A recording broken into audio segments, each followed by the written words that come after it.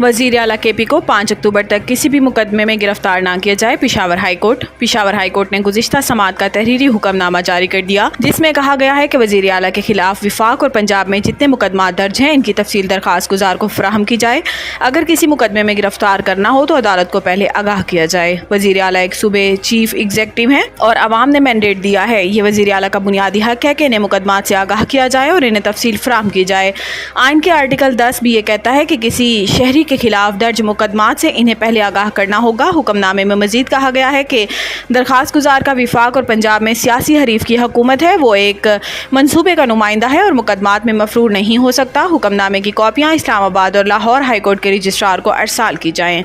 Procedure ordinance committee में मौजूदा chief justice की राय को अक़लियत से अक्सरियत में बदलने के लिए लाया गया। इन्होंने कहा कि ऑर्डिनेंस कमेटी में मौजूदा चीफ जस्टिस की राय को अक़लियत से अक्सरियत में बदलने के लिए लाया गया है। पीटीआई रहनुमा का कहना था कि मखसूस नशिस्तों के केस का तफसीली फैसला आने में जितनी ताख़ीर हो रही है, कन्फ्यूजन उतना ही बढ़ता जा रहा है। वाज़ेह रहे कि गुज़िश्ता रोज़ सदर मुमलिकत आसिफ अली ज़रदारी के दस्तखत के बाद प्रैक्टिस एंड प्रोसीजर ऑर्डिनेंस जारी कर दिया गया। प्रैक्टिस एंड प्रोसीजर एक्ट के सेक्शन 2 की ज़ेली शिक के 1 के मुताबिक practice and procedure act committee मुकदमात मुकर्रर करेगी। कमेटी चीफ जस्टिस, सीनियर तरीन जज और चीफ जस्टिस के नामजद जज पर मुश्तमिल होगी। ऑर्डिनेंस में प्रैक्टिस एंड प्रोसीजर एक्ट के सेक्शन 3 में तरमीम भी शामिल है, जिसके मुताबिक समाज से कबल मुफाद आमा की वजूहात देनी होंगी। इसराइल और भारत की इंसानी हकूक़ की संगीन खिलाफ वर्जियाँ आलमी अमन के लिए ख़तरा हैं। सदर पाकिस्तान आलमी योम अमन के मौका पर अपने पैगाम में सदर मुमलिकत आसिफ अली ज़रदारी ने कहा कि आज दुनिया को मुख्तलिफ इलाकों में जोग्राफियाई सियासी कशीदगी और तनाज़ात का सामना है। तनाज़ात आलमी अमन को ख़तरा में डाल रहे हैं। हम सबको अक़वाम आलम के माबैन अमन, रवादारी और बकाए बाहमी के कल्चर को फ़रोग़ देना है। इनका कहना था कि इसराइल ने फ़लस्तीन में दहशतगर्दी का बाजार गर्म कर रखा है। इसराइल हज़ारों लोगों के गज़ा में कत्लेआम से फ़लस्तीनियों की नस्ल कशी कर रहा है, जबकि मोदी हुकूमत मकबूजा जम्मू कश्मीर में संगीन इंसानी हकूक़ की खिलाफ वर्जियाँ कर रही है। मोदी हुकूमत भारत में मुसलमानों और दीगर अक़लियतों को जुल्म और सितम का निशाना बना रही है। भारत मुसलमानों के बुनियादी हकूक़ सलब कर रहा है।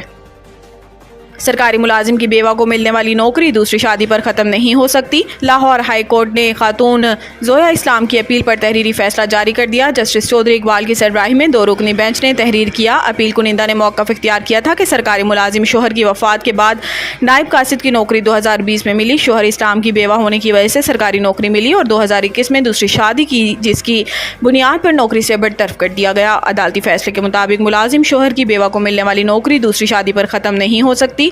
शोहर की वफात के बाद बेवा को दूसरी शादी पर सरकारी नौकरी से बरतरफ नहीं किया जाएगा, क्योंकि बेवा शादी कर सकती है। हमारे मजहब में ये एक औरत का बुनियादी हक है। अदालती फैसले में मजीद कहा गया है कि बेवा को दूसरी शादी की बुनियाद पर नौकरी से निकालना शरई कवानीन की खिलाफ वर्जी है। जिस कानून की बुनियाद पर बेवा को नौकरी से निकाला गया, इस पर सुप्रीम कोर्ट का फैसला आ चुका है। अदालत सिंगल बेंच का फैसला और बेवा की नौकरी से निकालने का नोटिफिकेशन कलअदम करार देती है। अदालत बेवा जोया इस्लाम की अपील को मंजूर करती है।